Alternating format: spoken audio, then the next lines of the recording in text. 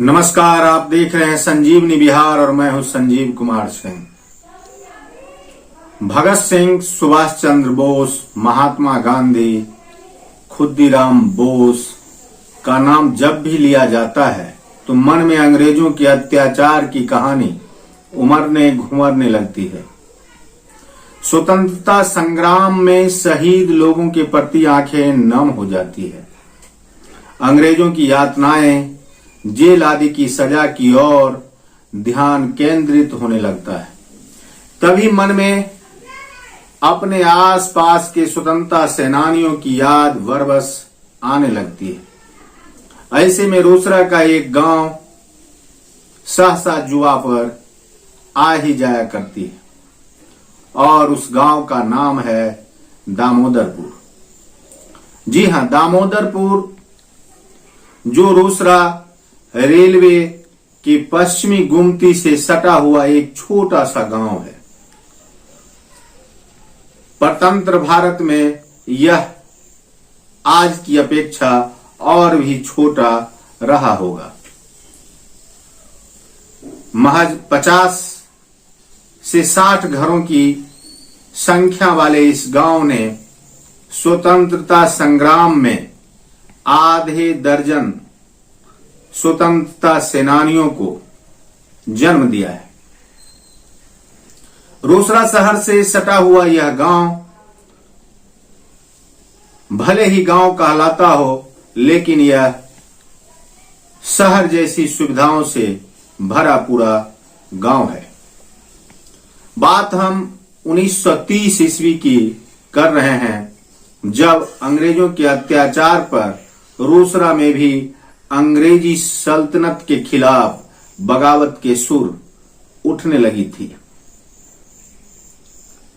रोसड़ा अनुमंडल क्षेत्र के उस समय के रणबांकुरों ने अंग्रेजों के अत्याचार के खिलाफत शुरू कर दी थी। रामाकांत झा, शिवनंदन सिंह जैसे लोगों को एकत्रित कर रहे थे अंग्रेजों की खिलाफत के लिए। ऐसे ही समय में दामोदरपुर गांव में भी अभिलाष सिंह जैसे लोग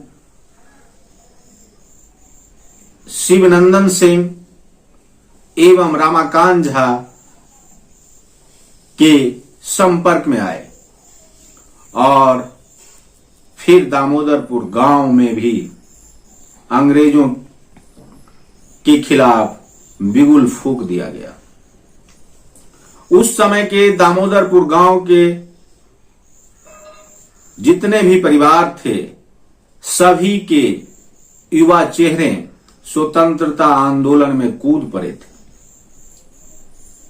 और अंग्रेजों का विरोध कर रहे थे। इसका नतीजा यह हुआ कि 2 बार अंग्रेजों ने इन स्वतंत्रता सेनानियों के घर को फूंक डाले थे। बावजूद इसके दामोदरपुर में स्वतंत्रता संग्राम के सेनानियों की गुटबंदी चलती रही और लोग अंग्रेजों के खिलाफ बगावत के सुर तेज करने में जुटे रहे। एक समय ऐसा भी आया कि अंग्रेजों ने अपने विद्रोहियों को गिरफ्तार कर जेल भेज डाले। रोसड़ा के दामोदरपुर के अभिलाष सिंह, उनके पुत्र विश्वनाथ सिंह के साथ साथ राजेश्वर प्रसाद सिंह, बछरन सिंह, यदुनंदन सिंह एवं नागेश्वर प्रसाद सिंह जैसे शूरवीरों ने अंग्रेजों को सबक सिखाने के लिए उस समय के सरकारी संपत्तियों को जलाने का काम भी किया था। बताया जाता है कि इनमें से कई ने जागरूकता के लिए अपने धंधे के साथ साथ अंग्रेजों के खिलाफ गीत गाना भी आरंभ किया था और गीत के स्वर को सुनकर लोग जागरूक हो रहे थे।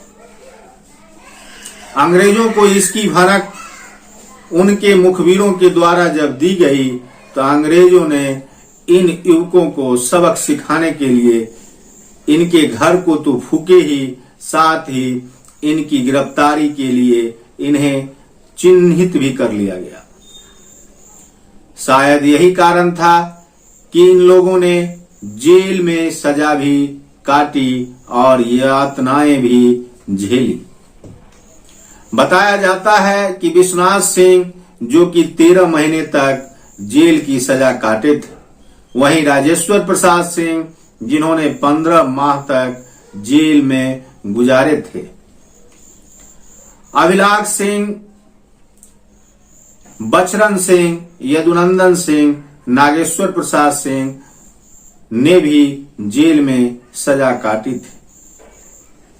स्वतंत्रता सेनानियों के रूप में वैसे तो रोसड़ा अनुमंडल क्षेत्र का हर गांव, हर कस्बा है, लेकिन स्वतंत्रता सेनानियों के रूप में यदि हम कहें कि दामोदरपुर स्वतंत्रता सेनानियों का गांव है तो यह कोई अतिशयोक्ति नहीं होगी,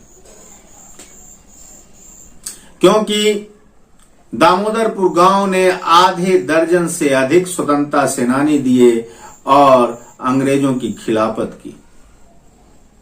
दामोदरपुर गांव वैसे तो सभी वर्णों की आबादी इस गांव में रहती है, लेकिन मुख्यतया इस गांव में सिसोदिया काकन राजपूत रहते हैं जिनका गोत्र भार्गव है। कहा जाता है कि राजस्थान के जयपुर से ये लोग दामोदरपुर में आकर बसे हैं और आज दामोदरपुर गांव काफी भरा पूरा हुआ है। बताया यहां तक जाता है कि अंग्रेजों से लड़ने वाले उस समय के साहसिक युवकों के परिवार के लोग आज भी साहस का कार्य करने से पीछे नहीं हटते। रोसड़ा शहर से सटा हुआ दामोदरपुर गांव के ये 6 स्वतंत्रता सेनानी निश्चित रूपेण अंग्रेजों को सबक सिखाने में काफी सक्रिय भूमिका निभाने का काम किए थे। आजाद भारत में प्रधानमंत्री इंदिरा गांधी के समय इन सभी को ताम्र पत्र प्रदान किया गया था। उस समय स्वतंत्रता सेनानी जो जीवित थे उन्होंने ताम्र पत्र के रूप में स्वतंत्रता सेनानी सम्मान पत्र प्राप्त किया था। बाद के दिनों में समस्तीपुर जिला अधिकारी ने भी इन लोगों को सम्मानित किया था। पिछले कुछ दिन पूर्व समस्तीपुर में स्थापना दिवस के अवसर पर स्वतंत्रता सेनानी के परिजनों को सम्मानित किया गया था। यह सम्मान उन्हें इसलिए मिलता है क्योंकि इन लोगों ने अंग्रेजी सल्तनत के खिलाफ बगावत की थी और भारत मां को आजादी दिलाने में अपने कर्तव्यों का निर्वहन किया था। देखते रहिए संजीवनी बिहार और पाते रहिए नई नई जानकारियां।